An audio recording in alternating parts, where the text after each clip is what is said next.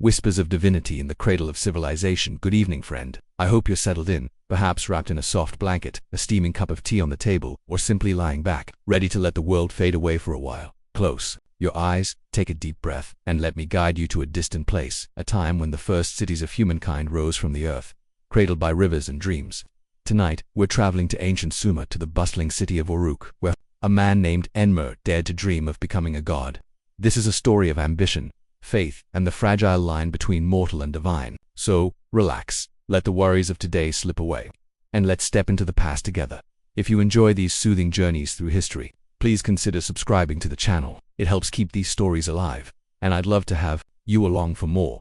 The sun hangs low over the horizon, painting the sky in hues of amber and rose, as the city of Uruk hums with life. It's around 3000 BCE, and this is Sumer, the cradle of civilization, where humanity first learned to write, to build, to dream beyond the stars. Uruk is a marvel, its mud brick walls rising like a fortress from the flat, fertile plains between the Tigris and Euphrates rivers.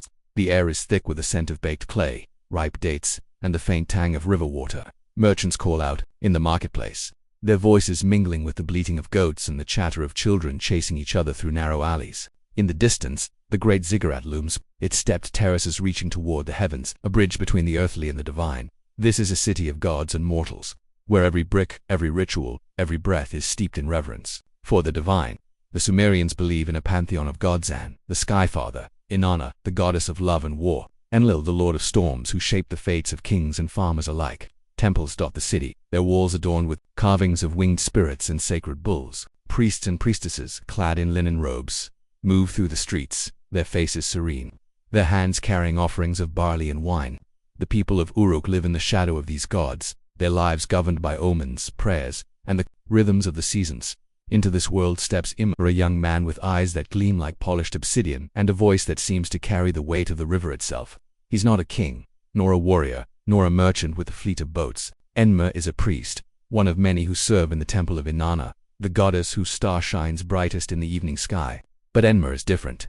There's a fire in him, a restless hunger that sets him apart from his peers. He's not content to merely serve the gods. He wants to understand them, to touch their power, to know what it feels like to stand among them. Enmer was born in a modest home on the edge of Uruk, where the city meets the reed-filled marshes. His father was a potter, his hands always dusted with clay, shaping jars and bowls for the temple's offerings. His mother wove baskets, her fingers deft as they twisted reeds into intricate patterns. They were simple people, their lives tied to the cycles of planting and harvest, their prayers offered to the gods for rain and safety. But Enmer, even as a child, was drawn to the temple. He'd sneak away from his chores, creeping through the alleys to watch the priests perform their rituals, their voices rising in chants that seemed to pull the stars closer. He'd listen to the elders tell stories of Gilgamesh, the legendary king of Uruk whose deeds blurred the line between man and god.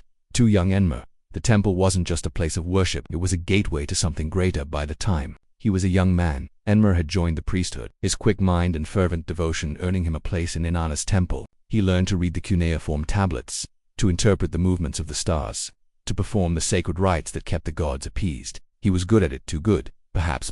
The other priests noticed how the people hung on his words, how his prayers seemed to carry a special weight, as if the gods themselves were listening. Enmer had a gift for storytelling, for weaving tales of divine favor and human struggle that left listeners wide-eyed and breathless. When he spoke, it was as if the dusty air of Uruk grew heavy with possibility, but beneath his charisma carried a secret.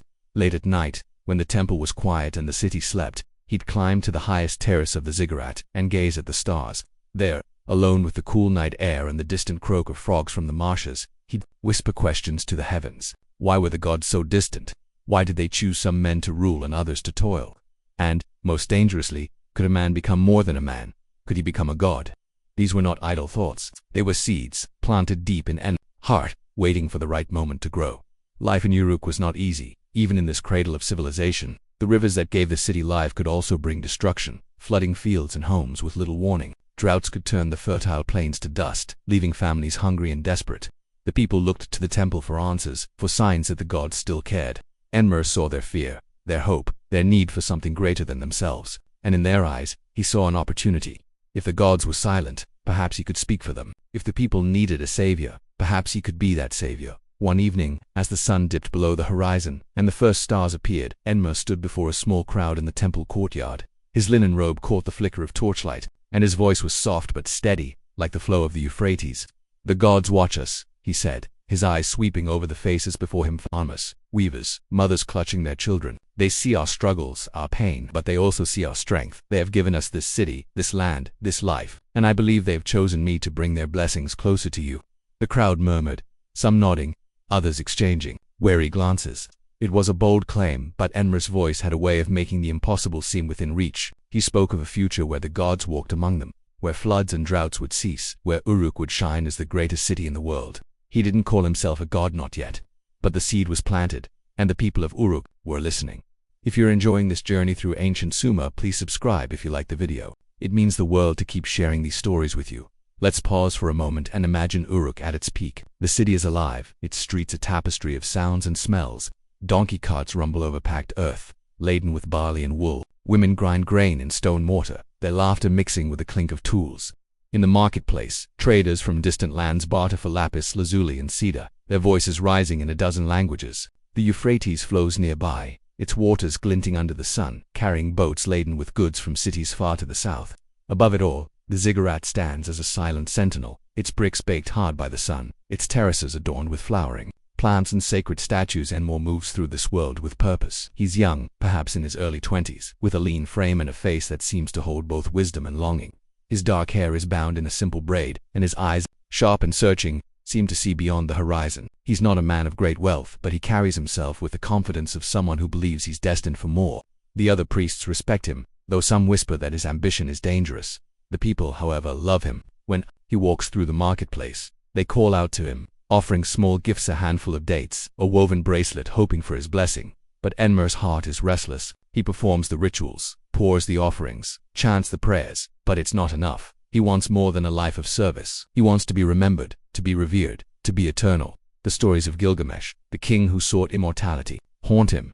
If a man could strive for such a thing, why not him? Why not Enmor, the priest who feels the god's presence in his bones, who dreams of their power in his sleep? One night, as a crescent moon hangs low over Uruk, Enmor stands alone, on the ziggurat's highest terrace. The city is quiet below, its fires reduced to glowing embers. The air is cool, carrying the faint scent of reeds and river mud. He raises his hands to the sky, his voice a whisper. And Inanna Enlil, he murmurs, naming the gods. Show me the path, let me be more than dust. Let me be yours forever. The stars gleam above, silent and unyielding, but Enmer feels something stir within him, a certainty, a spark.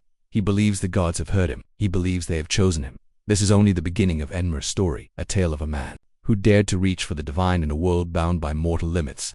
As we leave Uruk for tonight, imagine the city sleeping under the stars, its people dreaming of gods and kings, of hope and fear. Enmer's journey is just starting, and the path ahead is fraught with promise and peril. What will happen when a man claims the power of a god? Will the heavens answer, or will the earth pull him back? The temples shadow Enmer's rise to power. As the crescent moon fades into the dawn, Uruk awakens to the soft glow of a new day. The city hums with life, its streets filled with the clatter of carts and the chatter of traders, while the Euphrates glints like a ribbon of silver under the rising sun. Enmer, our restless priest, stands on the ziggurat's terrace, his eyes tracing the horizon where the gods seem to linger. Last we left him, he whispered his bold plea to the heavens, a dangerous dream stirring in his heart to become more than a man, to claim a place among the divine. Tonight, friend, settle in. Let the worries of the present slip away, and let's walk with Enmer as he takes his first steps toward that perilous ambition. The air is warm, the scent of baked clay and ripe figs fills your senses, and the story of a man who would be a god continues. If you're enjoying this journey through ancient Sumer, please consider subscribing to the channel. It helps keep these stories alive, and I'd love to have you along for more. Enmer descends the ziggurat steps, his sandals scuffing against the sun-hardened bricks. The city below pulses with energy, but his mind is still with the stars, replaying the certainty he felt in the night's quiet. He's no longer the boy who watched priests with wide-eyed wonder. He's a man of 23, a priest of Inanna, and his voice carries weight in the temple. But weight is not enough. He wants reverence, power, eternity. The gods, he believes, have marked him for something greater, and today he begins to carve that path. The temple of Inanna is a world unto itself, a sprawling complex of courtyards and chambers where the air is thick with the scent of incense and barley. Priests move in practiced rhythm, their robes swishing as they prepare offerings for the goddess. Enmer is one of them, but his presence draws eyes. His fellow priests notice how he lingers at the altar, how his prayers seem to weave a spell over those who listen. The high priest, an aging man named Lugalbanda, watches him closely. Lugalbanda's face is lined with years of service, his eyes sharp despite the gray in his beard. He sees Enmer's talent, but also his restlessness a spark that could light a fire or burn everything down. Enmer's rise begins quietly, in the small moments of temple life. He volunteers for the most public rituals, the ones where crowds gather to seek Inanna's favor. On a warm morning, as the city prepares for the festival of the new moon, Enmer stands before a throng of worshippers in the temple courtyard. His voice, smooth and resonant, carries over the murmurs of the crowd. "Inanna sees you," he says, his arms raised, his eyes meeting those of a weary farmer, a worried mother, a young boy clutching a clay toy. "She knows your struggles, your hopes. Bring her your offerings, and she will bring you peace." The people press forward, laying baskets of dates and jars of oil at the altar, their faces alight with hope. Enmer's words are not just prayers, they're promises, and the crowd clings to them. Behind the scenes, Enmer studies the temples. Workings with a merchant's cunning, he learns who holds influence, who guards the granaries, who whispers in the king's ear.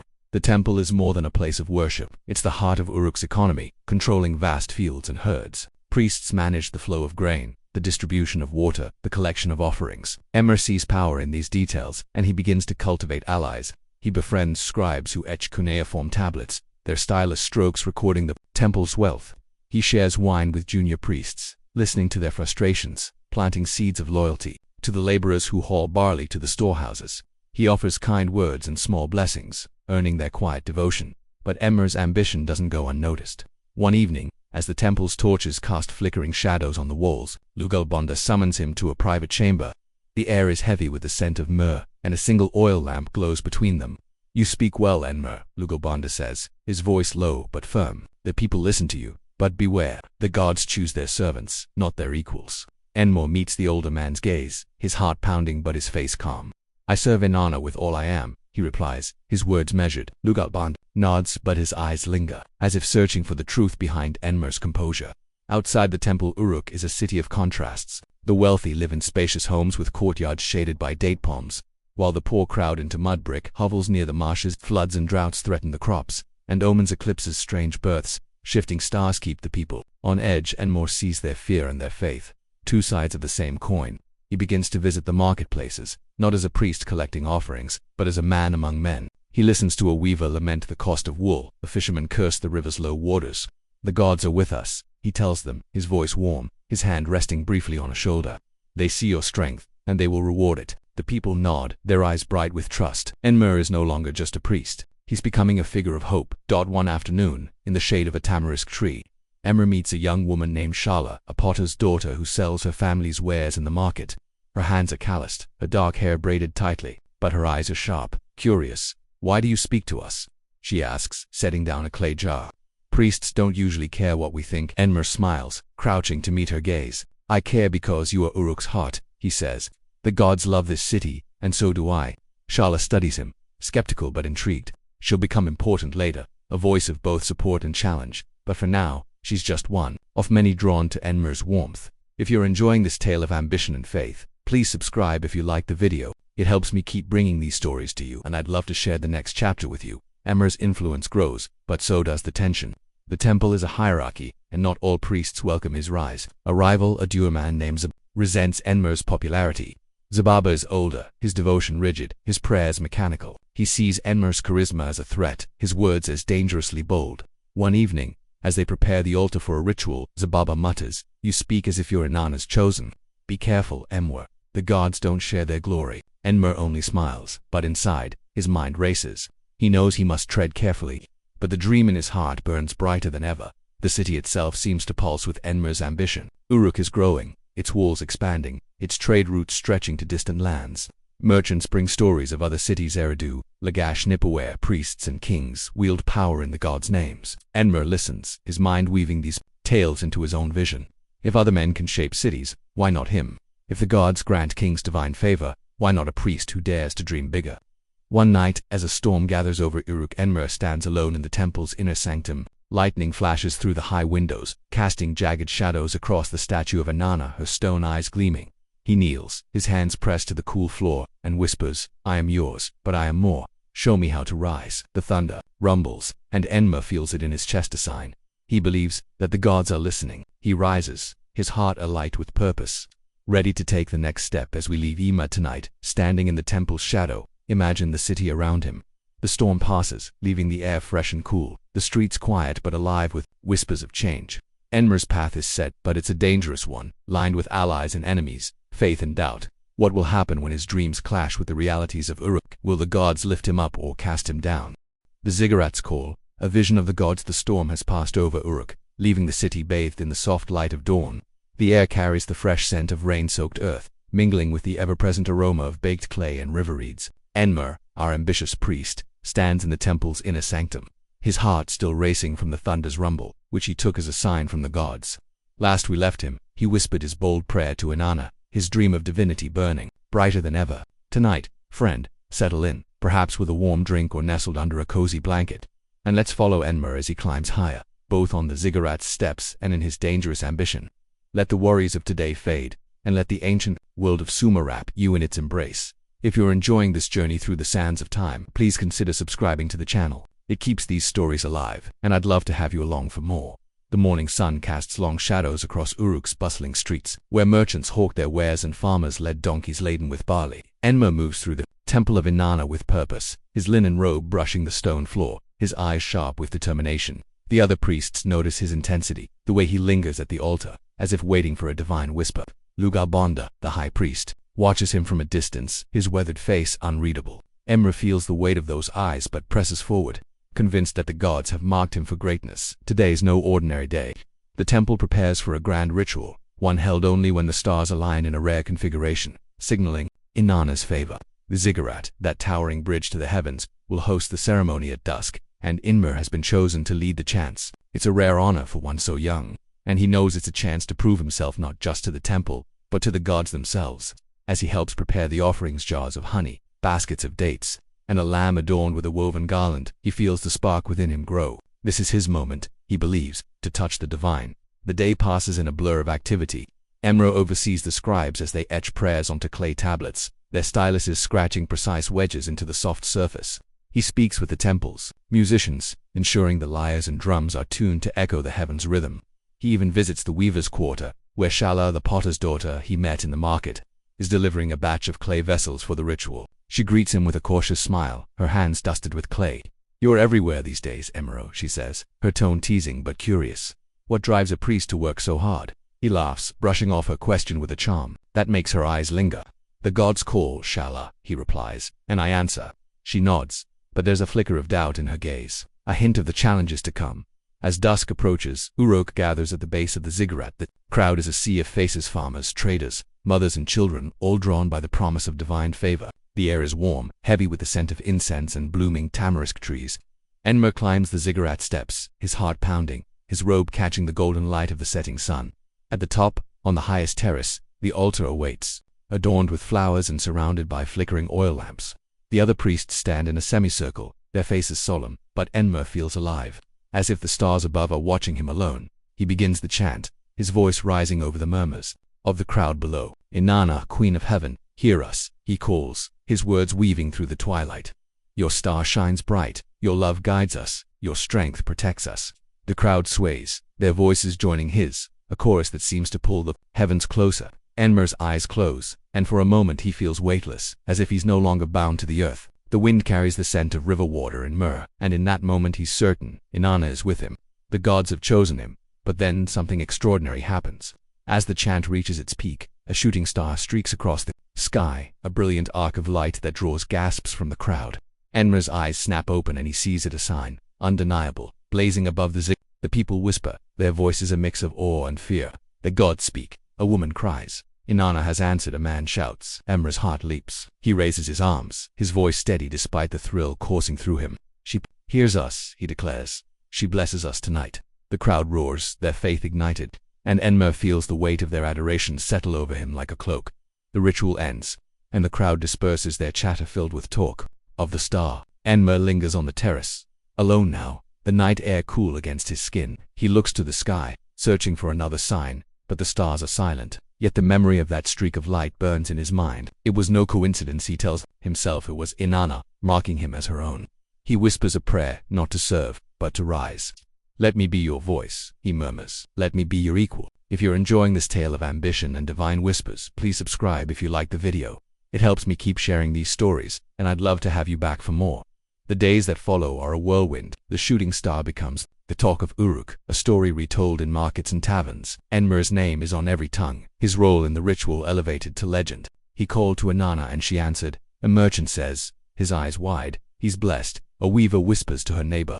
Enmer seizes the moment, speaking to crowds in the temple courtyard, his words weaving tales of divine favor. The gods are near, he says, his voice warm, his eyes meeting those of the weary and hopeful. They see our struggles, and they will lift us up. The people listen, their trust growing, their offerings piling higher at the altar, but not all are convinced. In the temples, Ababa, the Dura priest, grows more vocal in his criticism. A star is just a star, he mutters to a group of priests. His hands clenched, Enmer twists omens for his own gain. Lugalbanda, the high priest, remains silent, but his gaze is heavy with concern. Even Shala, who watches Enmer from the market, senses something shifting. You speak like a king, not a priest, she tells him one morning, her voice low as she hands him a clay cup. Enmer only smiles, but her words linger, a reminder of the fine line he treads. Enmer's ambition grows bolder. He begins to dream of more than leading rituals. He imagines a Uruk where the people look to him, not just the temple. For guidance, he envisions his name etched on tablets, his story told alongside Gilgamesh's. At night, he returns to the ziggurat's terrace, the city sprawling below like a map of his future. The stars are his witnesses, the river his pulse. He feels the gods' presence, not as distant rulers, but as partners in his destiny. I am ready, he whispers, his voice carried by the wind. Show me the way. As we leave Enmer tonight, standing atop the ziggurat, imagine Uruk beneath him, its fires glowing like stars on the earth. The city is alive with whispers of his name, but also with the first stirrings of doubt. His vision has set him apart, but it has also set him on a dangerous path. What will happen when his dreams grow too bold for the temple's walls? Will the gods answer his call, or will they turn away? The people's hope, Enmer's promises of salvation. The night air over Uruk settles into a quiet hum, the ziggurat's terrace still echoing with the memory of that shooting star and Enmer's bold declaration. The city stirs with whispers of his name, the people clinging to the hope that Inanna's favor shines upon them through him. Last we left our ambitious priest, he stood atop the ziggurat, certain the gods had marked him with that celestial sign, his heart ablaze with dreams of divinity. Tonight's friend, find a cozy spot, perhaps with a gentle breeze through an open window or a warm drink in hand, and let's follow Enmer as he turns his vision into promises that will shape the fate of Uruk. Let the ancient world wrap you in its calm embrace as we continue this tale. If you're enjoying this journey through the cradle of civilization, please consider subscribing to the channel. It keeps these stories alive. And I'd love to have you along for more.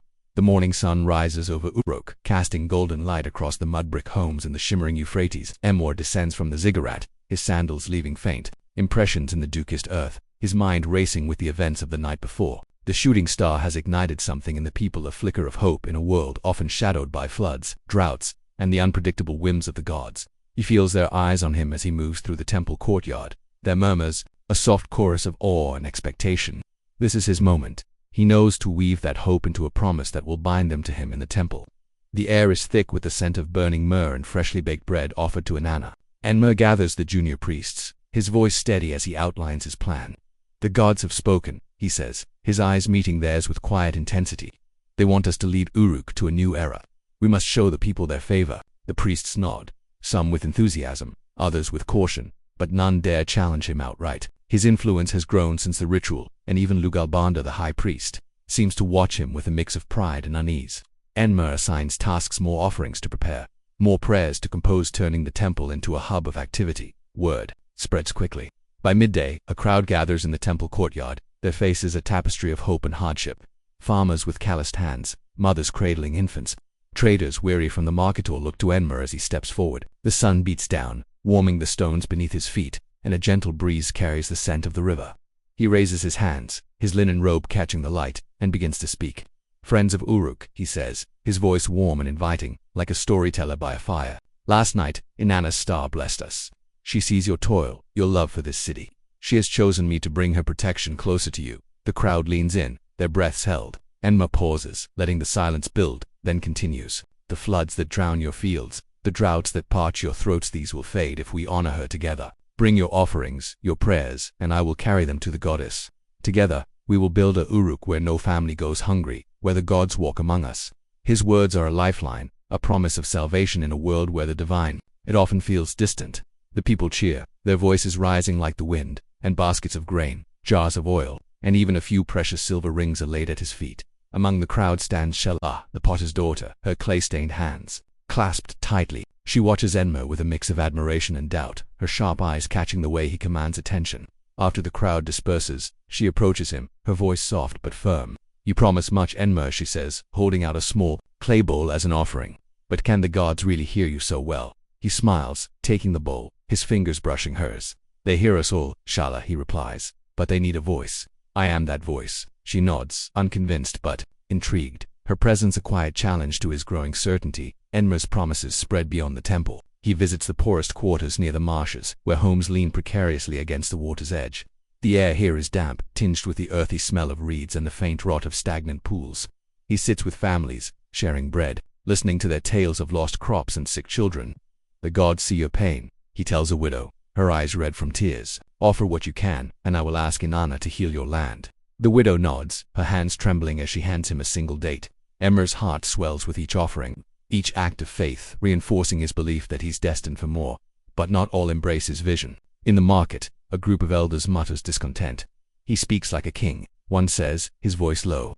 "The gods don't need a new voice, they have priests enough." Zababa, the rival priest, fuels these doubts, his deer face appearing at gatherings to whisper warnings. Enmer twists the star's meaning. He tells a cluster of traders, his hands gesturing sharply. He seeks power, not salvation. Yet the people's hope outweighs the skepticism, their faith in Enmer growing with each story of the ritual's sign. One evening, as the sun dips low, Enmer gathers the crowd again, this time in the shadow of the ziggurat. The air cools, carrying the scent of blooming tamarisk and distant campfires. He stands on a low platform, his robe shimmering in the torchlight, and raises his voice. "Uruk is strong because you are strong," he declares. "But together, with the god's blessing, we can be invincible. The floods will turn to rivers of life, the droughts to gentle rains. Give me your trust and I will give you a future." The crowd roars, their cheers echoing off the ziggurat's walls, and Enmer feels the power of their belief surging through him. If you're enjoying this tale of hope and ambition, please subscribe if you like the video. It helps me keep bringing these stories to you, and I'd love to share the next chapter with you. The days that follow are a testament to Enmer's growing influence. The temple overflows with offerings, barley sacks, woven mats, even a calf brought by a grateful herder. Enmer organizes the distribution, ensuring the poorest receive aid, earning their loyalty. He works late into the night, dictating prayers to scribes, his voice a steady rhythm in the flickering lamplight. The city buzzes with his name, tales of the shooting star blending with promises of salvation. Children play games of Enmer and the star, their laughter filling the alleys, yet the tension simmers. Lugalbonda calls Enmer to his chamber one night, the air heavy with silence. The high priest's face is etched with concern, his hands resting on a tablet covered in cuneiform. "Your words lift the people," he says, his tone measured, "but they also divide them. Be careful, Enmer, the gods are jealous." Enmer bows, his heart pounding, but his resolve holds. "I serve Inanna's will," he replies. Lugalbonda nods, but his eyes linger, a silent warning. Shala becomes a regular presence, her questions growing bolder. One afternoon, as they sit by the river, she watches him carve a prayer into a clay tablet. "What happens if the gods don't answer?" she asks, her voice soft against the water's flow. Enmer pauses, his stylus still, then looks at her. "They will," he says, his confidence unshaken. "Because I believe." She smiles faintly, but her doubt lingers, a shadow to his light. Enmer's promises begin to take shape. He proposes a new festival, the Day of Inanna Star, to honor the sign and unite the city. He enlists musicians, dancers, and artisans, his vision spilling into every corner of Uruk. The people rally, their excitement palpable as they prepare decorations and offerings. But beneath the surface, the division grows. Zababa rallies a small faction, their voices rising against Enmer, claims he's no savior. They argue in the market. "He's a man like us." As we leave Enmer tonight, imagine Uruk under a starlit sky, its streets alive with preparations for the festival. The ziggurat stands tall, a silent witness to his rising power and the cracks forming beneath it. His promises have given the people hope, but they've also sown seeds of conflict. What will happen when the festival tests his claims? Will the gods smile upon him, or will their silence shatter his dream? The king's suspicion. A rivalry ignites. The starlit sky over Uruk glows softly, the city buzzing with preparations for the upcoming Day of Inanna's Star, a festival born from Enmer's bold promises of salvation. The people's hope clings to him like morning mist, while the ziggurat stands as a silent sentinel to his rising influence.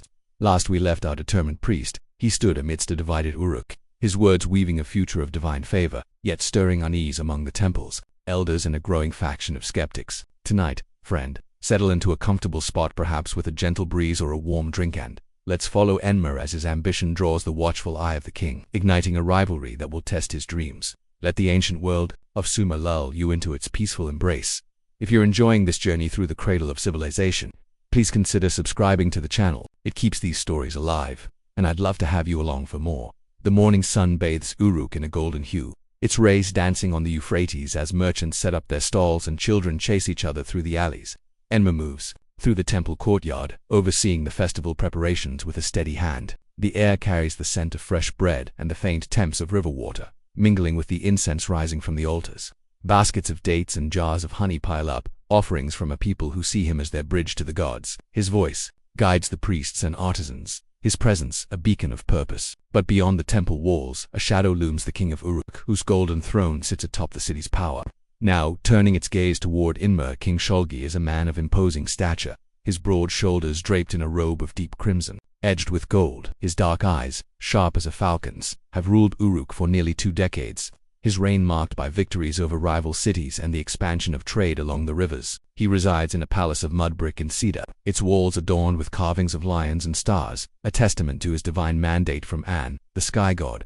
Sholgi is no stranger to ambition. His lineage claims descent from the gods, but he senses a threat in Enmer's rising star. Reports of the priest's promises, the shooting star, and the fervor of the people reach his ears, carried by loyal messengers and whispered by courtiers. One afternoon, as the festival nears, Sholgi summons his council in the palace's great hall. The room is cool, its walls lined with tapestries depicting battles and harvests, the air heavy with the scent of roasted lamb and wine. Advisors stand in a semicircle, their faces a mix of deference and concern. This priest, Enmer says, his voice a deep rumble, speaks as if he rivals the god's chosen king. What say you? An elder advisor, his beard streaked with gray, steps forward. He lifts the people's spirits. Majesty. But his words blur the line between priest and ruler. The temple grows rich with his influence. Sholgi's jaw tightens, his fingers tapping the arm of his throne. Then we must see this man for ourselves, he declares. Invite him to the palace. Enmer receives the summons with a mix of pride and caution. He dresses in his finest robe, a linen garment dyed a rich saffron, its edges embroidered with stars to honor Inanna. As he walks to the palace, the streets part for him, the people offering nods and soft blessings. Shulla watches from her potter's stall, her hands paused over a clay vessel, her eyes narrowing with curiosity. Inside the palace, the air shifts cooler, heavier, charged with the weight of royal power. Enmer bows before Sholgi, his heart steady despite the king's piercing gaze. Priest Enmer, Sholgi begins, his tone measured. They say you called down a star, that you promised the gods' favor to our people. Tell me, what drives a man of the temple to such claims? Enmer lifts his head, meeting the king's eyes with calm resolve. Majesty, he replies, his voice smooth as the river's flow. I serve Inanna. The star was her sign, a blessing. For Uruk, I seek only to guide our people through her will. Sholgi leans back, his fingers steepled, a faint smile playing on his lips. A noble cause, he says. But the gods grant me their mandate. Be careful, priest, that your guidance does not overstep mine. The meeting ends with polite words, but the air crackles with unspoken tension. Enmer leaves the palace, his mind racing. He knows Sholgi sees him as a rival, a priest whose influence challenges the king's divine authority. Back at the temple, he gathers his allies, junior priests and scribes who share his vision. The king watches us, he tells them, his voice low in the lamplight. We must show Uruk our strength at the festival. The people will choose whom they follow. The priests nod, their loyalty firm, but the weight of Sholgi's suspicion lingers. If you're enjoying this tale of ambition and rivalry, please subscribe if you like the video. It helps me keep bringing these stories to you, and I'd love to share the next chapter with you. The festival day dawns. The sky a clear blue over Uruk. The ziggurat is adorned with garlands of flowers and fluttering banners, its terraces alive with musicians and dancers. The air is warm, filled with the scent of roasting meat and the sweet perfume of tamarisk blossoms. Enmer stands at the base, his robe catching the sunlight, his voice rising as he welcomes the crowd. Today we honor Inanna's star, he proclaims. Today we show her our faith. The people cheer, their voices a wave of hope, but watches from a raised platform, his advisors at his side, his expression unreadable. The rituals begin with offerings, barley, wine, and a lamb led to the altar. Enmer leads the chants, his words weaving a spell over the crowd. But as the sun climbs higher, a commotion stirs. Zababa, the rival priest, steps forward, his face twisted with defiance. This is no divine work, he shouts, his voice cutting through the music. Enmer seeks to rule, not serve. The crowd murmurs, some nodding, others glaring. En turns, his eyes narrowing, but before he can respond, Sholgi rises, his golden crown glinting in the sun. Enough, the king declares, his voice booming over the zig. The gods' favor rests with their anointed king. not a priest's ambition. Enmer, prove your claims, or step back. The crowd falls silent, their eyes darting between the king and the priest. Enmer feels the pressure, his heart pounding, but he steps forward, raising his arms. I need no proof, he says, his voice steady. The star was my sign, the people's faith is my strength. Shulgi's lips press into a thin line, his suspicion hardening into resolve. The festival continues, but the air is charged with tension. Dancers twirl, musicians play, but whispers ripple through the crowd, some praising Emer's courage, others questioning his defiance. Shala stands near the front, her hands clutching a clay offering, her face a mix of awe and worry. After the rituals, she finds Enmer by the river, his robe dusted with the day's dust. You challenged the king, she says, her voice soft. What if he turns against you? Enmer looks at her, his eyes burning with determination. Then, I will show him the god's will, he replies. She shakes her head, but her loyalty wavers, drawn by his conviction. Shulgi retreats to his palace, his mind turning. He summons his generals, their armor clinking as they enter the hall. Enmer's influence grows. He tells them, if he turns the people against me, Uruk will fracture. Prepare to watch him closely. The generals nod, their faces grim, and plans begin to form, subtle at first, but with the potential to escalate. Enmer, meanwhile, returns to the temple, his allies buzzing with excitement and fear. The king fears us, a young priest whispers. This is our chance. Enmer nods, but the weight of Shulgi's gaze presses on him as evening falls. Uruk glows with festival lights, the ziggurat a beacon against the darkening sky. Enmer stands alone on its terrace, the cool breeze carrying the scent of the river and roasted lamb. He looks out over the city, his city, and whispers, Inanna, guide me, show Shulgi your favor. The stars emerge, silent but watchful, and Enmer feels the rift between him and the king widen. This is no longer just a priest's dream, a battle for Uruk's soul. As we leave Emor tonight, imagine the city under a canopy of stars, its streets alive with festival echoes but shadowed by rivalry. The king's suspicion has ignited a fire, and Enmer's path grows treacherous. What will happen when royal power clashes with divine ambition? Will the gods choose a side, or will they leave both men to their fates? Clay and cuneiform. Enmer's divine decrees. The festival lights of Uruk fade into the night, the ziggurat silhouette standing tall against a star-strewn sky. Its echoes of rivalry between Enmer and King Shulgi still lingering in the air. The people's faith in our ambitious priest strengthens, yet the king's suspicion casts a shadow over his rising power.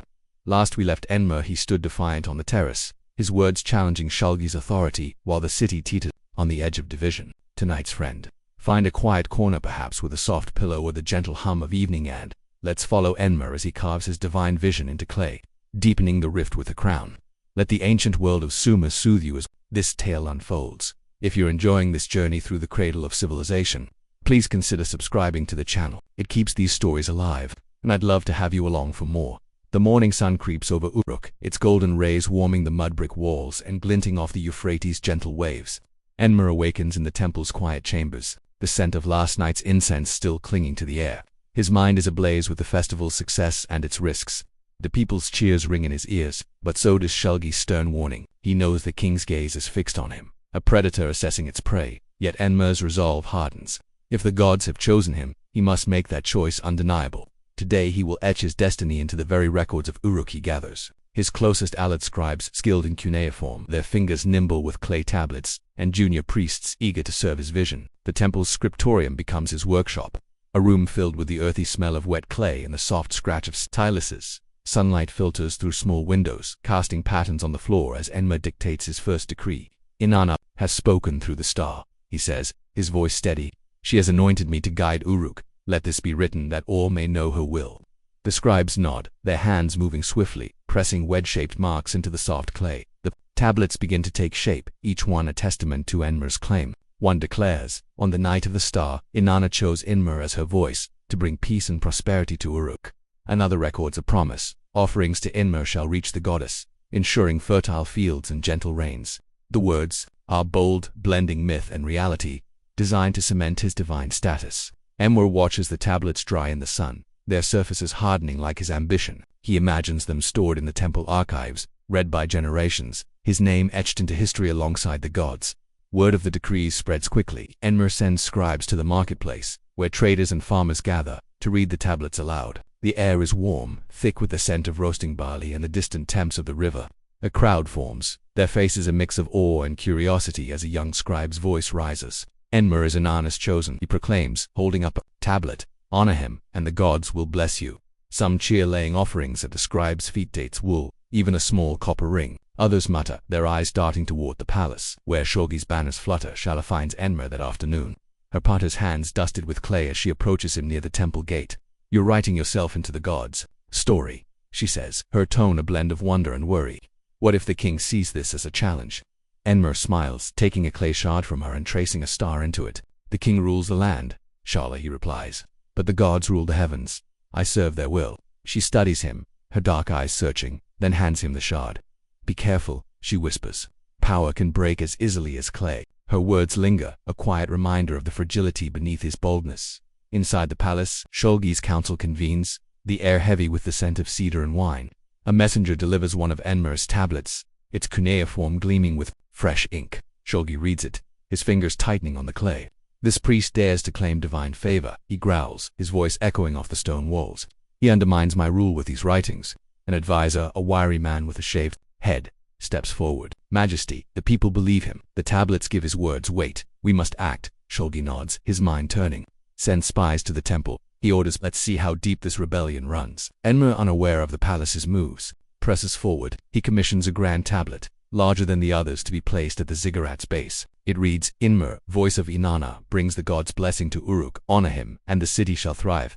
Artisans carve it with care, their chisels tapping against the stone, the sound a rhythmic pulse in the warm afternoon. The people gather to watch, their voices a soft hum of anticipation. When the tablet is unveiled, Enmer stands before it, his robe catching the sunlight, and declares, "This is our covenant with the gods." The crowd roars, their faith a wave that lifts him higher. If you're enjoying this tale of ambition and written destiny, please subscribe if you like the video. It helps me keep bringing these stories to you, and I'd love to share the next chapter with you. The tablets spark a movement. Priests loyal to Enmer begin reading them in every quarter of Uruk, near the marshes where the poor live, in the weavers' lanes, even by the river docks where traders unload goods. The air carries the scent of fish and damp reeds, mingling with the people's murmurs of hope. A fisherman offers a net full of carp, saying for Enmer's blessing. A mother lays a woven bracelet at a tablet's base, whispering, "Protect my child." Enmer's influence grows, his name becoming a prayer on their lips.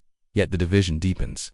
Zababa, the rival priest, rallies his faction, denouncing the tablets as blasphemy. "These are lies carved in clay," he shouts in the market, his voice cutting through the crowd's chatter. Shulgi spies infiltrate the temple, their presence subtle but felt. They pose as laborers, their hands rough from feigned work, their ears open to every word. One evening they report back to the palace, their voices low in the torchlit hall. "Enmer's decrees are everywhere," one says. "The people treat him like a god." Shulgi slams a fist on his throne, the sound reverberating. "Then we will show them their true ruler," he declares. "Prepare a proclamation of my own, let it outshine his clay scribbles." The scribes scramble, their styluses flying, as Shulgi dictates a tablet affirming his divine mandate from an ordering all to honor the king above the priest. Enmer senses the shift. One night, as he stands on the ziggurat's terrace, the cool breeze carrying the scent of tamarisk and river mud, he sees Shulgi's messengers distributing the king's tablet. The city hums with tension, its streets a battleground of loyalties. He turns to his allies, his voice firm. "The king fights with words," he says. "We will answer with faith. Double the readings, strengthen the offerings." The priests nod, their resolve matching his, and the temple buzzes with renewed effort. Shala visits him again, her face etched with concern. "The king's tablet is in the market," she says, holding out a small clay cup. "People are choosing sides." Enmer takes the cup, his fingers tracing its rim. "Let them choose," he replies. "The gods will decide." She sighs, her doubt a quiet shadow, but she stays, her presence a tether to the world beyond his ambition. As we leave Enmer tonight, imagine Uruk under a moonlit sky, its streets alive with the clink of tablets and the murmur of divided voices. The ziggurat looms, its base now marked by Enmer's decree, while Shulgi's palace glows with royal defiance. The clay holds their rivalry, each cuneiform stroke a step toward conflict. What will happen when words turn to action? Will the gods favor Enmer's vision, or will the king's power prevail? The Festival of Stars, Enmer's bold declaration. The moon casts a gentle glow over Uruk, its streets still humming with the tension of Enmer's decrees and King Shulgi's counter-proclamation. The clay tablets now symbols of a growing divide. The ziggurat stands as a silent witness to Enmer's rising influence, his cuneiform promises challenging the king's authority. Last we left our determined priest, he stood firm against Shulgi's spies and rival factions, his vision etched into the city's records, yet the air thickens with the promise of confrontation. Tonight, friend, find a peaceful nook, perhaps with a soft blanket or the sound of a distant breeze, and let's journey with Enmer to a festival that will test his destiny. Let the ancient world of Sumer cradle you in its calm embrace. If you're Enjoying this journey through the cradle of civilization, please consider subscribing to the channel. It keeps these stories alive, and I'd love to have you along for more. The morning of the Festival of Stars dawns bright and clear. The sky a vast canvas of blue over Uruk. The Euphrates sparkles under the sun, its waters reflecting the bustling energy of the city as merchants set up stalls and children weave garlands of tamarisk blossoms. Enmer rises early, his saffron robe catching the first light as he oversees the final preparations.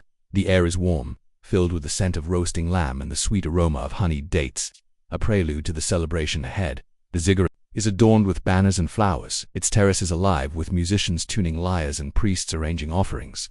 This is no ordinary festival, it's Enmer's chance to solidify his divine claim before the people and, perhaps, the gods themselves. The temple buzzes with activity. Enmer gathers his allies, their faces alight with anticipation. Today, we show Uruk Inanna's will, he says, his voice firm yet warm, like a leader addressing family. The king may write his tablets, but the people will hear our truth. The priests nod, their hands busy with clay vessels and woven mats, while scribes prepare to read the decrees aloud. Shala joins them, her potter's hand shaping a special offering, a clay star to honor the knight's namesake. For your festival, she says, handing it to Enmer with a hesitant smile. But be wary, the king's eyes are everywhere. He takes it, his fingers brushing hers, and nods. The gods will guide me, he replies, though her doubt lingers in his mind as noon approaches. The crowd gathers at the ziggurat's base, a sea of faces, farmers in dusty tunics, traders in colorful cloaks, mothers with children perched on their hips. The air hums with excitement, the scent of incense rising as priests light altars around the structure. Enmer climbs the steps, his robe shimmering in the sunlight, his heart pounding with a mix of pride and nerves. At the top, he stands before the grand tablet he commissioned, its cuneiform gleaming and more. Voice of Inanna brings the god's blessing to Uruk. The people look up, their eyes filled with hope, but also with the tension of Shulgi's presence on a nearby platform. His crimson robe a stark contrast to the scene. The festival begins with music. The lyre's gentle strains weaving through the crowd's murmurs. Dancers move in rhythmic patterns, their feet stirring the dust, while offerings barley wine and the lamar presented to Inanna. Enmer leads the chants, his voice rising over the terrace. Inanna, Queen of Heaven, your star blessed us, your voice speaks through me. The crowd sways, their voices joining his, a chorus that seems to lift the very air. But as the sun dips toward the horizon, Enmer feels the moment approaching. He raises his arms, the clay star Shala gave him held high, and declares, I am more than her priest, I am her chosen. I am a god among you. The words hang in the air, bold and electrifying. The crowd gasps, then erupts some cheering, others murmuring in shock. A farmer drops to his knees, crying, a god, while a trader mutters, blasphemy. Shulgi's face darkens on his platform, his advisors whispering urgently. The king rises, his voice cutting through the noise. Enmer, he roars, you overstep. The gods anoint kings, not priests. The terrace falls silent, the tension palpable, the air thick with the scent of dust and burning oil. Enmer meets Shulgi's gaze, unflinching. The star was my sign, he replies, his voice steady. Inanna has lifted me. Deny it, and you deny her will. The crowd stirs, their loyalties torn between the priest's fervor and the king's authority. Shala, standing near the base, clutches her hands, her face a mix of awe and fear. He's gone too far, she whispers to a neighbor, but the people's cheers drown her out. Enmer's declaration has ignited a fire, and the festival becomes a battleground of faith. If you're enjoying this tale of bold ambition and divine claims, please subscribe if you like the video. It helps me keep bringing these stories to you, and I'd love to share the next chapter with you. The evening deepens, the sky turning a deep indigo as torches flare around the ziggurat. Musicians resume their play, but the mood is charged. Enmer moves among the crowd, accepting offerings, fruits, woven cloths, even a small gold pendant, each gift a sign of growing devotion. Yet the division is clear. A group of elders, led by Zababa, gathers near the market, their voices low. He claims godhood, Zababa hisses. This is rebellion against the king and the gods. They plan to confront Enmer, their resolve hardening with each whispered word. Shulgi retreats to his palace, his council in tow. The hall is lit by flickering lamps, the scent of cedar and wine heavy in the air. He dares to rival me, Shulgi growls, pacing before his throne. If he is a god, let him prove it. If not, he must be stopped. An advisor suggests a public challenge, a test to expose Enmer's claims. Let the gods decide, the man says, his voice calm but firm. Shulgi nods, his mind turning to strategy. Messengers are dispatched to spread the king's intent, the city soon buzzing with rumors of a trial. Enmer meanwhile returns to the temple, his allies surrounding him with excitement. They believe you, a young priest exclaims, his eyes wide. The people are with us. Enmer smiles, but his thoughts are on Shulgi. He knows the king won't let this stand. Late that night, he climbs the ziggurat alone, the cool breeze carrying the scent of river reeds and distant campfires. He holds the clay star, whispering, Inanna, if I am your chosen, show them, give me strength. The stars gleam above, silent but watchful, and Enmer feels a surge of certainty that next day, the challenge is announced. Shulgi declares a public trial by ordeal, to be held at the Euphrates edge, where Enmer must prove his divinity. The city erupts, some see it as a chance for truth, others as a trap. Enmer accepts, his voice ringing through the temple courtyard. I will face the king's test, he tells his followers. The gods will vindicate me. The priests cheer, their faith unshaken, but Shala pulls him aside, her voice trembling. This could be your end, she says. What if the gods stay silent? Enmer touches her shoulder, his eyes steady. They won't, he says, I feel them. As preparations begin, Uruk pulses with anticipation. The ziggurat's terrace, still adorned with festival banners, becomes a stage for the coming drama. Traders debate in the market, their voices rising over the clatter of goods. Mothers whisper prayers for their children, hoping for peace. Enmer walks the streets, his presence a magnet, his robe a symbol of defiance. Shulgi watches from his palace, his generals plotting, the air thick with the scent of impending conflict. As we leave Enmer tonight, imagine Uruk under a starlit sky, its people divided, its future hanging on the trial to come. The festival has crowned him with a bold claim, but it has also set him against the king's might. What will the Euphrates reveal? Will the gods lift Enmer to glory, or will they cast him down? Whispers in the alleys. The people divide. The starlit sky over Uruk pulses with the aftermath of Enmer's bold declaration at the Festival of Stars, his claim to godhood still echoing from the ziggurat's terraces. The city braces for the trial, by ordeal announced by King Shulgi, the air thick with anticipation and tension following Enmer's defiance. Last we left our ambitious priest, he stood resolute, accepting the king's challenge, his faith in Inanna unwavering despite the growing rift with the crown. Tonight, friend, settle into a calm space, perhaps with a gentle hum of evening or a cozy shawl, and let's wander the alleys of Uruk as the people's loyalties fracture under the weight of this unfolding drama. Let the ancient world of Su envelop you in its soothing embrace.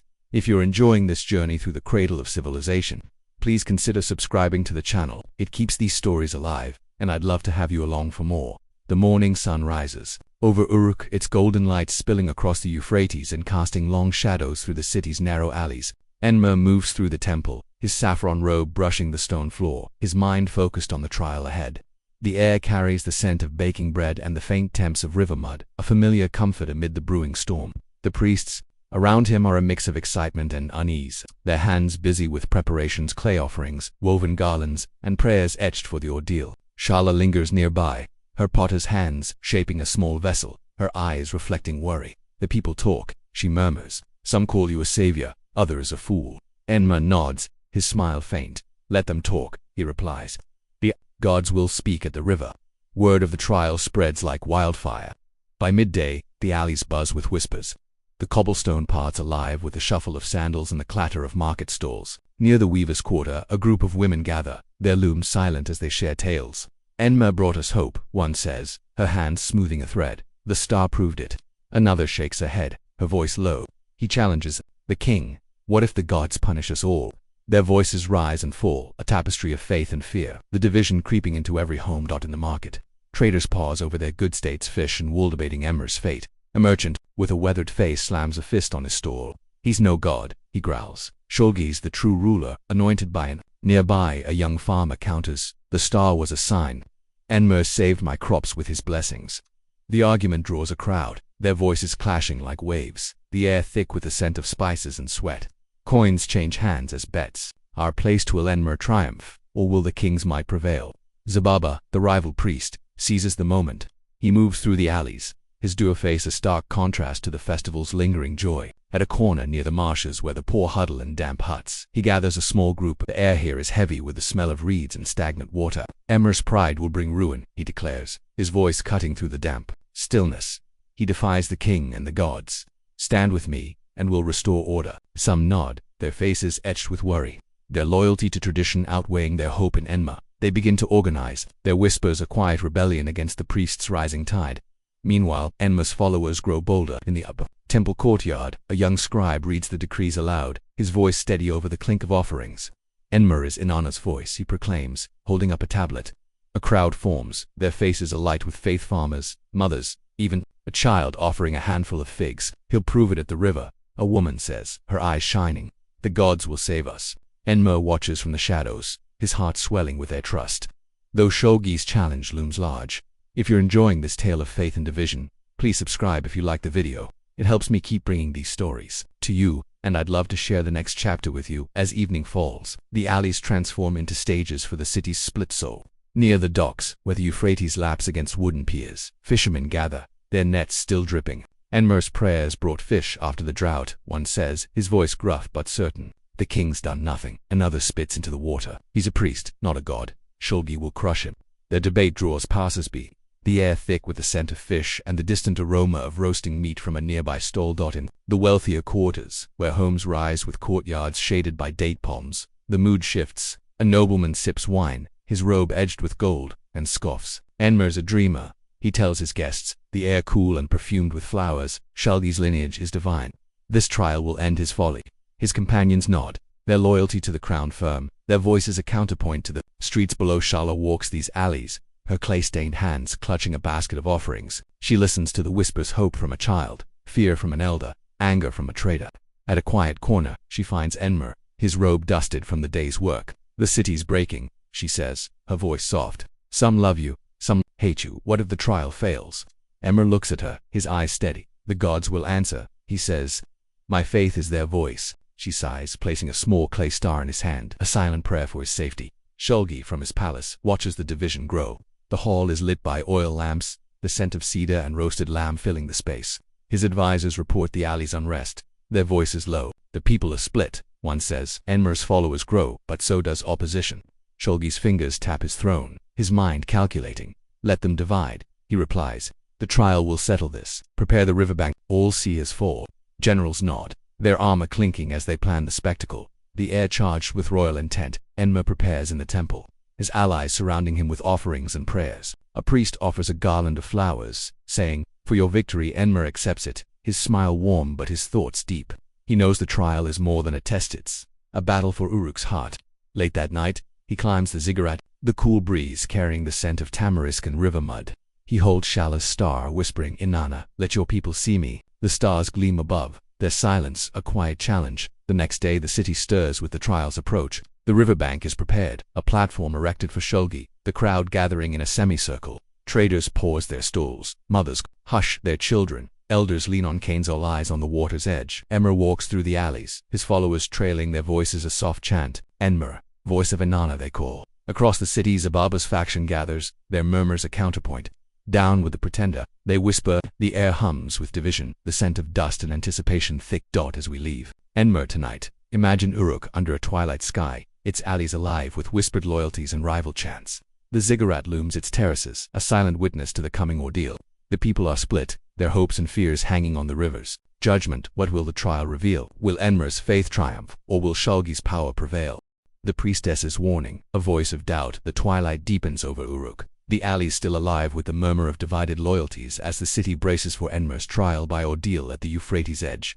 The ziggurat looms as a silent guardian, its terraces bearing the weight of his bold claims, while the people's whispers of faith and skepticism ripple through the streets. Last we left our determined priest, he walked toward the riverbank, his followers chanting his name, yet the shadow of King Shulgi's challenge and the growing rift among the people hung heavy in the air. Tonight, friend, settle into a tranquil space, perhaps with a soft glow of candlelight or the gentle rustle of leaves, and let's follow Enmer as a new voice emerges to test his path. Let the ancient world of Sumer lull you into its peaceful embrace. If you're enjoying this journey through the cradle of civilization, please consider subscribing to the channel. It keeps these stories alive, and I'd love to have you along for more.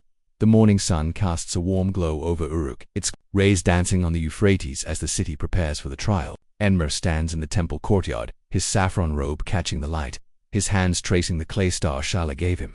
The air is fresh, carrying the scent of baked bread and the distant temps of river reeds. His followers bustle around him, arranging offerings and chanting prayers, their faith a steady hum. Yet beneath his calm exterior, Enmer feels the weight of the coming ordeal. The people's division, some hailing him as a god, others denouncing him as a pretender, fuels his resolve, but also stirs a flicker of doubt he dares not voice. As noon approaches, a figure steps into the courtyard, her presence commanding silence. She is Ninlel, a priestess of Inanna, her linen robe adorned with silver threads that shimmer like moonlight. Her hair streaked with gray, falls in a braid, and her eyes hold a depth that seems to see beyond the mortal world. She is older than Enmer, her years spent in the temples in a sanctum, interpreting omens and tending the goddess's sacred flame. The priests part as she approaches, their murmurs fading, the air growing thick with reverence and tension. Enma turns to face her, his heart quickening. Priestess Ninlo, he greets, bowing slightly. You honor us with your presence. Ninlo's gaze is steady, her voice soft but firm. Enma, I come with a warning, she says, her words cutting through the courtyard's hum. Your claims grow bold, your decrees challenge the order of the gods. I have seen the omens, clouds that twist like angry spirits, a hawk that fell. Dead at the altar, Inanna is silent, not pleased. The priests exchange glances, the weight of her words settling like dust. Enma straightens, his smile fading. The star was her sign, he replies, holding up the clay star. The people feel her blessing through me. Why would the gods turn away? Ninlo steps closer, her robe brushing the ground, the scent of myrrh wafting from her. The gods are jealous, Enma, she says. They share their power with kings, not priests who reach too high.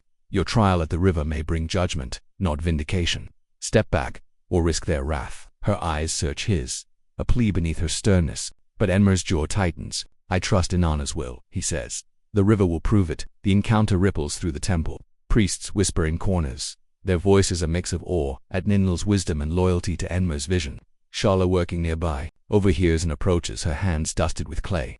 She's right to warn you, she murmurs, her tone gentle but insistent. The gods don't forgive pride. Enma looks at her, his eyes softening. My faith is not pride, Shala, he says. It's hope for Uruk. She nods, but her doubt lingers, a quiet shadow in her gaze. If you're enjoying this tale of faith and caution, please subscribe if you like the video. It helps me keep bringing these stories to you, and I'd love to share the next chapter with you. The day wears on, the city alive with preparations for the trial. The riverbank is transformed, a platform erected for King Sholgi, its edges adorned with banners of crimson and gold. The crowd gathers, faces a mosaic of hope and fear, the air thick with the scent of dust and the faint perfume of tamarisk blossoms. Enma moves among them, his followers trailing, their chants of Enma, voice of Inanna, rising over the murmur. Yet Ninl's warning echoes in his mind, a counterpoint to his certainty. Ninla, meanwhile, retreats to the temple's inner sanctum, her hands tracing the edges of a cracked altar stone. She lights a small fire, the smoke curling upward, and murmurs a prayer to Inanna. Guide your servant, goddess, she whispers, let truth prevail. The flame flickers, casting shadows on the walls, and she feels a chill, a sign she believes of divine displeasure. She resolves to speak again, her duty to the goddess outweighing her reluctance as evening nears. Ninlil finds Enma by the ziggurat's base, the crowd thinning as the trial hour approaches. The air cools, carrying the scent of river mud and roasting meat from a nearby stall. Enma, she says, her voice low, I've served Inanna for decades. I've seen men rise and fall by claiming her favor. The star was a gift, not a crown. If you fail the trial, Uruk will suffer floods, famine, wrath. Withdraw your claim. Enma turns, his eyes meeting hers, a storm of emotion beneath his calm. I can't, he says. The people need me. The gods will answer. Ninlo sighs, her shoulders slumping. Then may Inanna have mercy, she replies, turning away, her robe trailing like a shadow. The news of Ninlao's warning spreads through the alleys. Near the marshes, where the poor huddle, a fisherman shakes his head. The priestess knows the gods, he mutters. Enma tempts fate. In the market, a trader nods, his hands pausing over a basket of figs. If she doubts him, maybe he's wrong. Yet Enma's followers counter, their voices rising. She's old and fearful. A young priest argues Enma's the future. The division deepens, the city's pulse quickening with each whispered tale. Sholgi from his palace hears of Ninlel's intervention. The hall lit by oil lamps, the scent of cedar and wine heavy in the air. The priestess sees his folly. An advisor says, his voice smooth, this strengthens our case. Sholgi nods, his fingers tapping his throne. Let her words sow doubt, he replies. The trial will end him. Generals prepare the riverbank, their armor clinking. The platform a stage for royal triumph. Enma prepares in the temple, his allies surrounding him with offerings, flowers, grain, a lamb's fleece. A priest ties the garland around his neck, saying for Inanna's favor. Enma smiles, but Ninla's words haunt him. Late that night, he climbs the ziggurat, the cool breeze carrying the scent of tamarisk and river reeds. He holds the clay star, whispering, Inanna, if I err, guide me.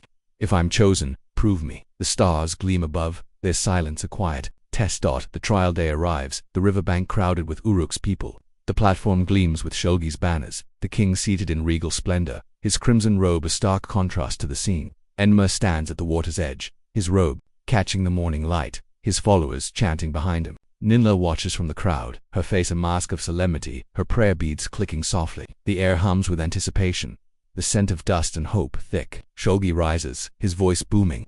Enma, prove your divinity, or face the gods' judgment. The crowd falls silent, their eyes fixed on the priest. Enma steps forward, the clay star in hand, and begins a prayer. Inanna, Queen of Heaven, let your will be known. The water ripples, the crowd holding its breath. Ninlil closes her eyes, murmuring, Goddess, show mercy. The moment stretches, the air charged with expectation. Then, a sudden wind stirs the reeds, a faint shimmer on the water but no clear sign. The people murmur, some cheering, others frowning. Shulgi leans forward, his eyes narrowing.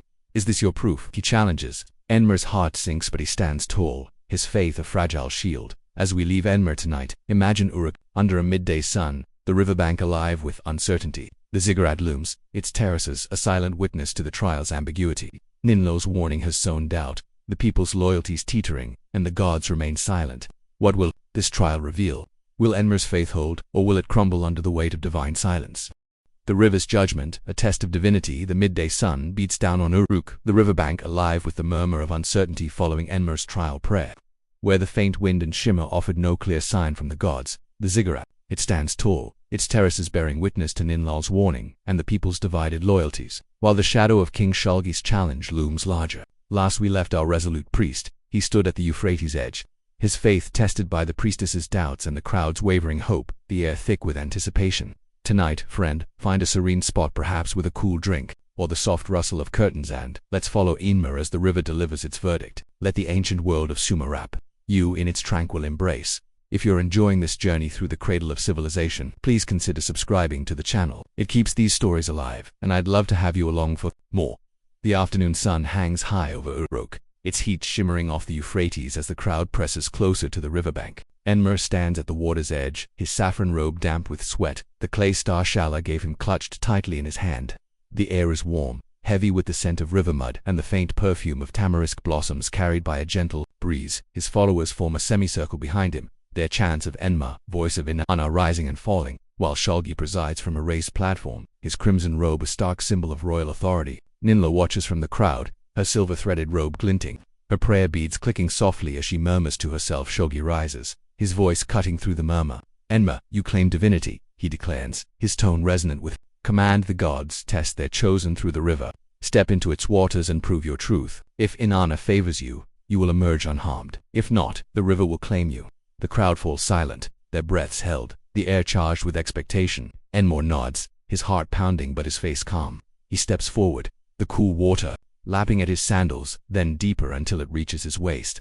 The crowd leans in, their eyes wide, the tension palpable. Enmer raises the clay star, his voice steady as he prays. Inanna, Queen of Heaven, your star chose me.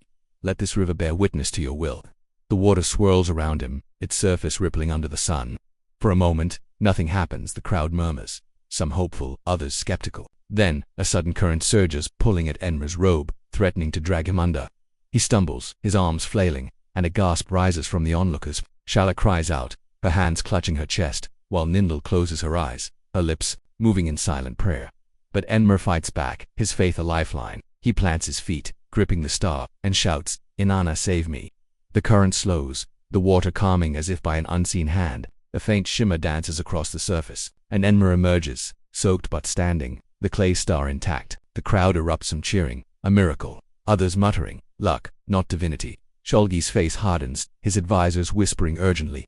Ninlil opens her eyes, her expression unreadable, a mix of relief and lingering doubt. Enmer climbs onto the bank, water dripping from his robe, his chest heaving. His followers rush to him, draping him with garlands. Their voices a triumphant chant, Inanna's chosen. They cry.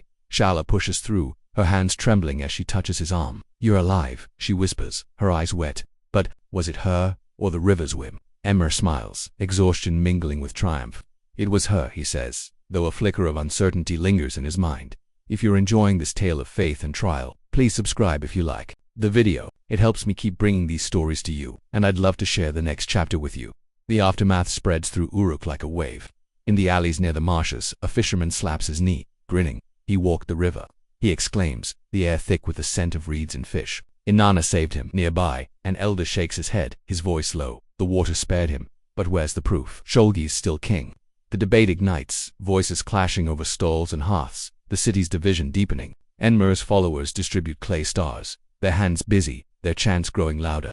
Enmer's divine. They proclaim their faith a beacon in the dusty streets. In the palace, Shulgi convenes his council, the hall lit by oil lamps, the scent of cedar and roasted lamb heavy in the air. He survived, an advisor admits. his tone cautious. But the river gave no clear sign. We can challenge this. Shulgi nods, his fingers tapping his throne. Let the people argue, he says. His victory is weak. Pripadia decree his trial proves nothing without the god's voice. Messengers scatter, their sandals echoing on the stone. The king's resolve unshaken. Ninlo visits Enma that evening. The temple courtyard quiet, the air cool with the scent of myrrh and tamarisk. She carries a small clay tablet, its surface etched with an omen, a broken star. The river spared you, she says, her voice soft but firm, but the gods are silent. This tablet warns of discord. Your claim risks Uruk's ruin. Step back, Enma, before it's too late. Enma takes the tablet, his fingers tracing the cracks, his heart heavy. I felt her presence, he replies. The river was her test, and I passed. Ninlo sighs, her eyes sad. Then pray she answers soon, she says, turning away. Her robe trailing like a fading hope. Shala stays close, her hands shaping clay as she watches Enma. The people believe, she says, but the priestess's doubt grows. What if the gods turn? Enmor looks at her, his smile strained. They won't, he says, though Ninlo's warning gnaws at him. He climbs the ziggurat that night, the cool breeze carrying the scent of river mud and distant campfires. He holds the broken tablet and the clay star, whispering, Inanna, if I'm wrong, show me. If I'm right, strengthen me. The stars gleam above, their silence a quiet challenge. The city below a patchwork of faith and skepticism. The next day, the trial's impact unfolds. Enmer's followers gather at the temple, their offerings piling high. Barley wine, alams fleece their voices a steady chant. Enmor, voice of Inanna, they call. Across the city, Zababa's faction meets near the market, their faces grim. He tricked the river, Zababa mutters. We must expose him. They plan a public challenge, their whispers a counterpoint to the priest's triumph. Shulgi's decree appears on tablets, read aloud by messengers. Emma's trial lacks divine proof. Honor the king's mandate. The riverbank, still damp from the ordeal, becomes a gathering place. Traders pause their stalls, mothers hush their children, elders lean on canesall debating the day's events. He stood against the current, a farmer says, his voice proud. A god's strength, a nobleman scoffs, sipping wine in his courtyard. A fluke, he replies. Shulgi's power endures. The air hums with tension, the scent of dust and hope thick. The city, a battlefield of belief. Enmer walks the streets, his robe still damp, his followers trailing. He feels the people's eyes, some adoring, others wary, and knows the trial has not settled the question. At a quiet alley, a child offers a flower, whispering, for the god. Emre takes it, his smile warm, but his thoughts turn to Ninla's warning. The god's silence weighs on him, a shadow beneath his triumph.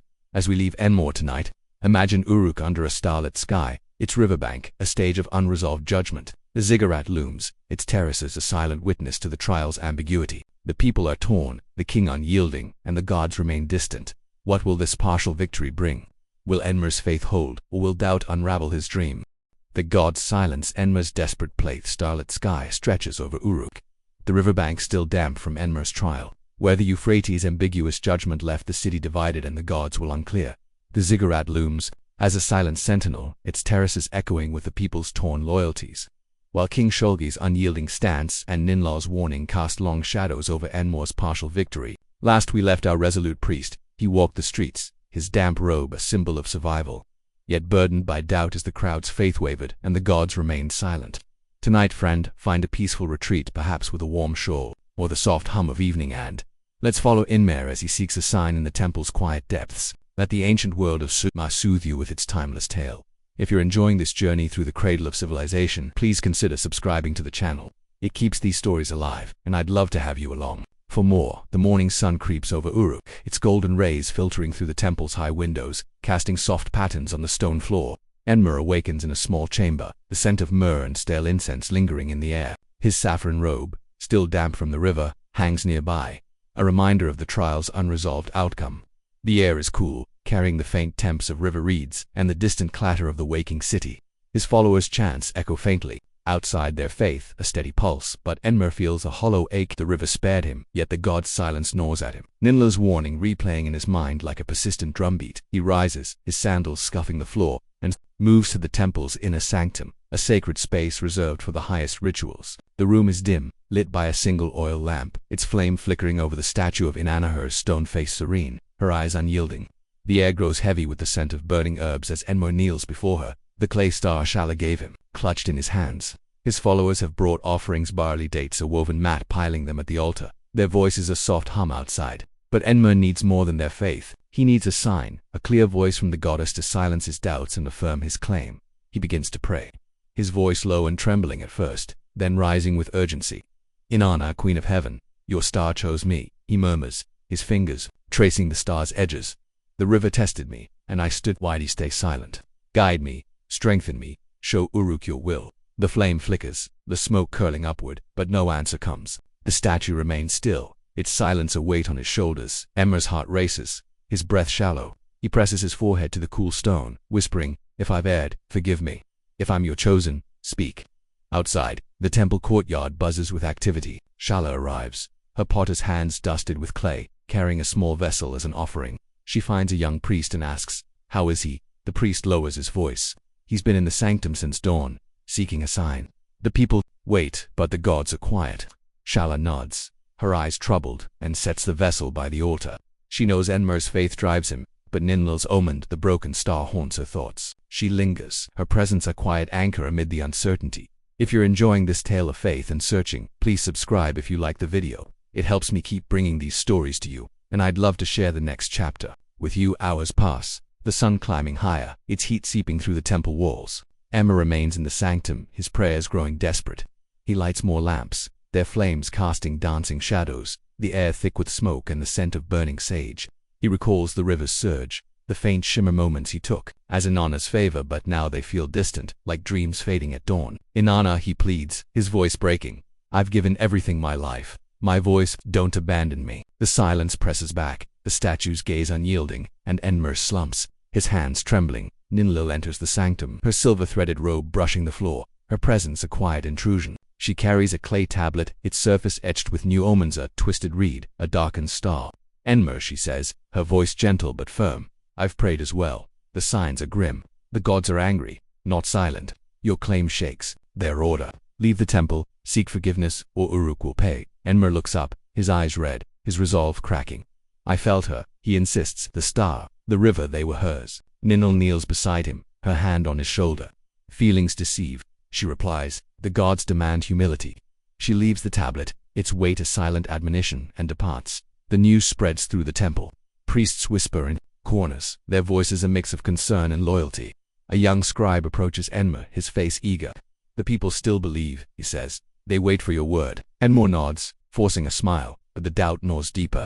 He steps into the courtyard, the air warm with the scent of tamarisk and roasted grain. His followers gather, their eyes hopeful, offering garlands and prayers. Inanna will answer, he tells them, his voice steady despite the turmoil within. They cheer, but the enthusiasm feels fragile, a veneer over the growing uncertainty. Across the city, the alleys hum with the trial's aftermath. Near the marshes, a fisherman shakes his head, the air thick with the smell of reeds. He survived, but no God spoke, he mutters. Ninlil's right, trouble's coming. In the market, a trader nods, his hands pausing over a basket of figs. The river proved nothing.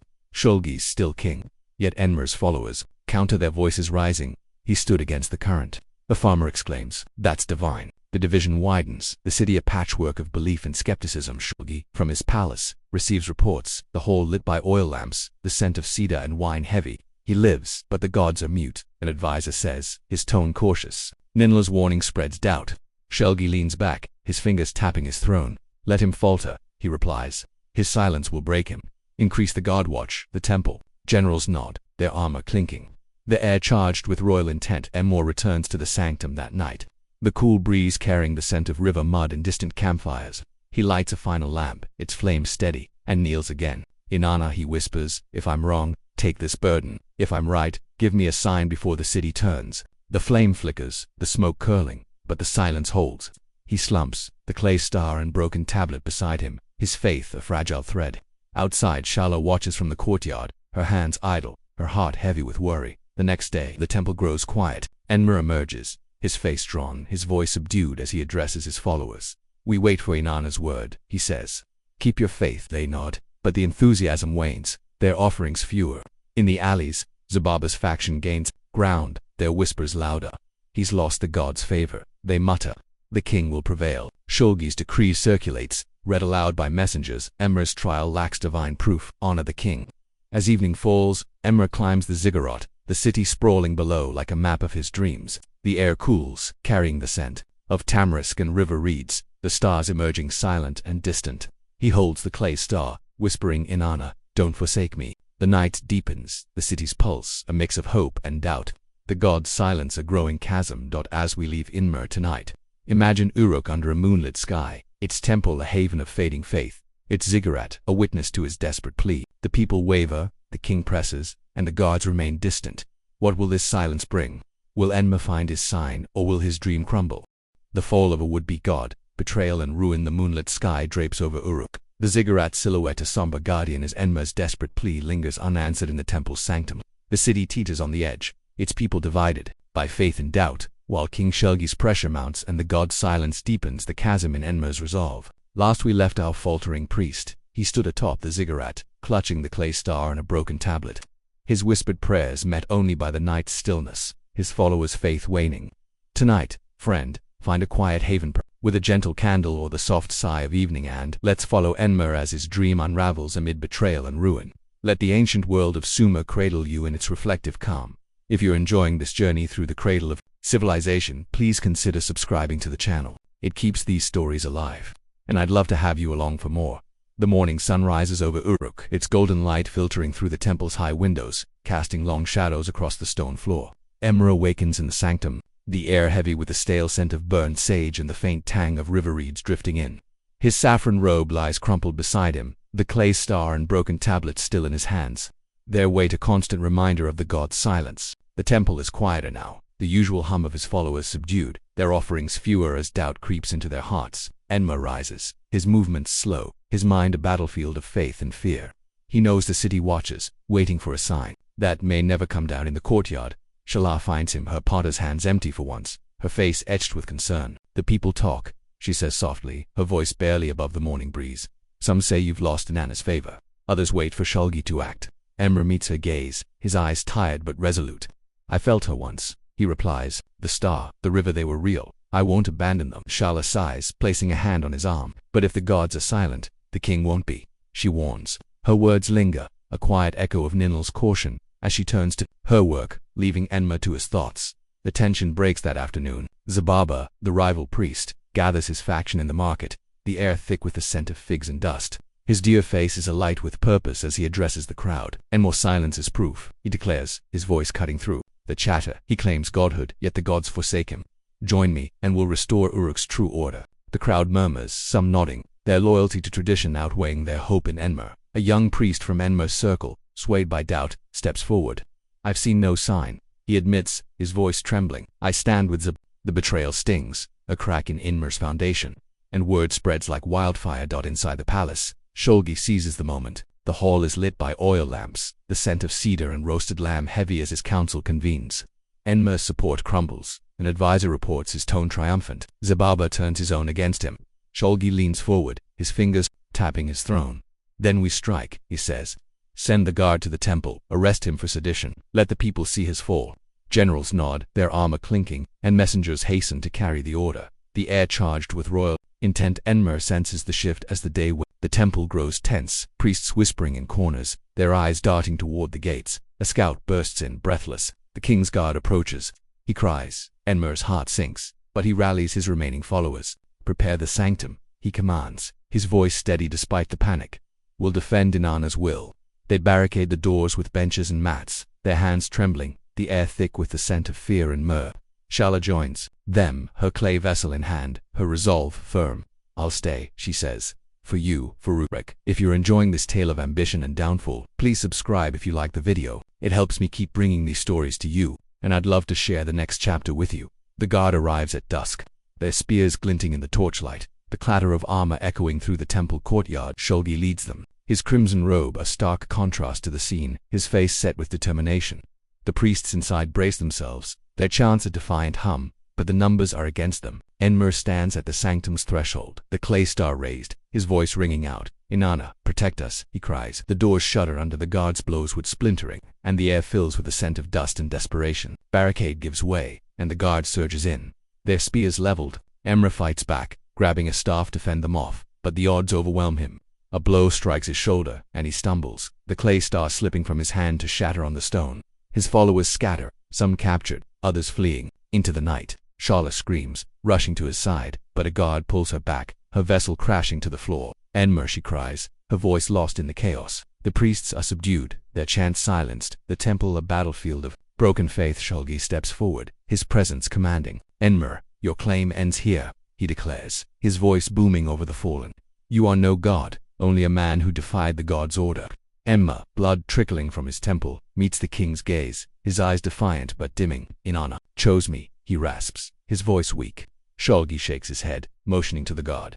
Take him to the palace dungeon, he orders. Let the people see justice. Enmer is dragged away, his robe torn, his dream crumbling with each step. The news spreads through Uruk's alleys. Near the marshes, a fisherman sighs, the air heavy with reeds. He fell, he mutters. The gods judged him. In the market a trader nods, his hand still over a basket of figs.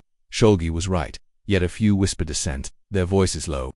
He tried for us, a farmer says, his eyes downcast. The city mourns and rejoices, its pulse a mix of relief and regret. The ziggurat a silent witness to the fall. In the palace dungeon, Enmer sits in a cold cell, the air damp with the scent of stone and mold. His hands trace the broken stars, fragments, his mind replaying the river. The trial, the silence. In honor, he whispers, was I wrong? The walls offer no answer, the god's absence a final judgment. Shala, released after pleading with a guard, visits him, her face streaked with tears. I believed in you, she says, her voice breaking. I still do. Enmer smiles faintly, his strength fading. Tell them, I tried, he murmurs. Shalgi addresses the city the next day, his voice ringing from the palace steps, the air filled with the scent of cedar and dust. Enmer's rebellion is ended, he proclaims. Honor the gods through your king. The crowd cheers, their relief palpable, but a few turn away, their faith in Enmer lingering. Zababa leads a purification, right at the temple, the air thick with incense, his faction triumphant. Ninla watches her prayer beads clicking, her face solemn. The gods have spoken, she murmurs, though her heart aches for the fallen priest. As night falls, Enmer weakens in his cell, the cool breeze carrying the scent of river mud through a high window. He clutches the star's fragments, whispering, a final plea. In honor, if I failed, forgive me. His breath slows, his eyes closing, the dungeon silent save for the drip of water. Outside, Uruk sleeps, its alleys quiet.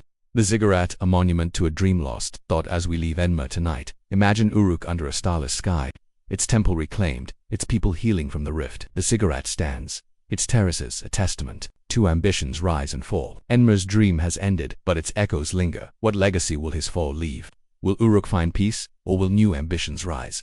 Echoes of Uruk, lessons from a forgotten dream. The starless sky lingers over Uruk, the ziggurat standing as a somber monument to Enmer's fall. His final breath fading in the palace dungeon as the city begins to heal from the rift. His ambition, carved, the temple, reclaimed by tradition, and the people, torn between relief and regret, bear the weight of his ruin, while King Shalgi's rule solidifies. Last we left our fallen priest, he whispered a plea for forgiveness, his dream shattered by betrayal and the god's silence, leaving Uruk to reflect on the echoes of his journey. Tonight, friend, find a tranquil moment, perhaps with a gentle breeze or a warm kapand. Let's wander through the aftermath, connecting Enmer's story to the lessons that linger in Sumer's ancient heart. Let the world of Uruk wrap you in its reflective calm. If you're enjoying this journey through the cradle of civilization, please consider subscribing to the channel. It keeps these stories alive, and I'd love to have you along for more.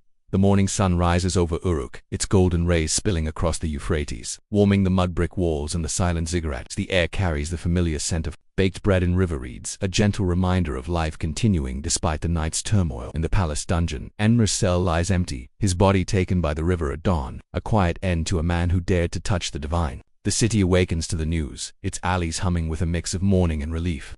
Shalgi stands on the palace steps, his crimson robe catching the light, and declares Uruk is whole again. Honor the gods through your king. The crowd cheers, their voices a wave of assent, but a few turn away, their hearts still holding to Enmer's memory. In the temple, Ninlo oversees a purification rite, the air thick with the scent of myrrh and burning sage. Priests move in solemn rhythm, their chants restoring the sacred space, the statue of Inanna gleaming as if untouched by the recent strife. Ninlal's silver-threaded robe brushes the floor as she places a new tablet at the altar. Its cuneiform reading, Inanna's order, prevails. She pauses, her prayer beads clicking softly, her eyes reflecting a quiet sorrow. Enmer sought more than he was given. She murmurs to a young priest, let his fall teach us humility. The priest nods, his face solemn, the lesson sinking into the temple's stone. Shala walks the streets, her potter's hands idle, her heart heavy with loss. She passes the market, where traders resume their calls, the scent of figs and wool filling the air. A child tugs at her skirt, offering a clay star. For Enmer, The child whispers. Shala takes it, her eyes wet, and smiles faintly. "He tried for us," she says, tucking the star into her robe. The gesture spreads. Small offerings appear at the ziggurat's base. Clay stars and flowers, a quiet tribute to a dream that stirred the city. The people's division softens, replaced by a shared reflection on what Enmer's rise and fall mean. The alleys tell the tale. Near the marshes, a fisherman sits by the water, the air thick with reeds. "He wanted to save us," he muses, casting his net, "but the gods said no." In the weaver's quarter, a woman nods, her loom clacking. His heart was big, but his reach too far. Yet a trader in the market counters, his hands over a basket of dates. "He showed us we can dream, even if we fall." The debates fade into stories. Enmer's name woven into Uruk's fabric, not as a god, but as a man who dared. If you're enjoying this tale of reflection and legacy, please subscribe if you like the video. It helps me keep bringing these stories to you, and I'd love to share more with you. Days pass, and Uruk begins to heal. Shulgi strengthens his rule, commissioning a grand tablet to be placed at the palace gate, its cuneiform declaring, "King Shulgi, anointed of the gods," restores order. The guard patrols the streets, their armor clinking the air, carrying the scent of cedar and dust. The king addresses the people, his voice resonant. "Let Enmer's fate be a lesson on earth. God's chosen, not your own ambition." The crowd nods, their relief palpable, but a few glance toward the ziggurat where the clay stars multiply, a silent rebellion against forgetting.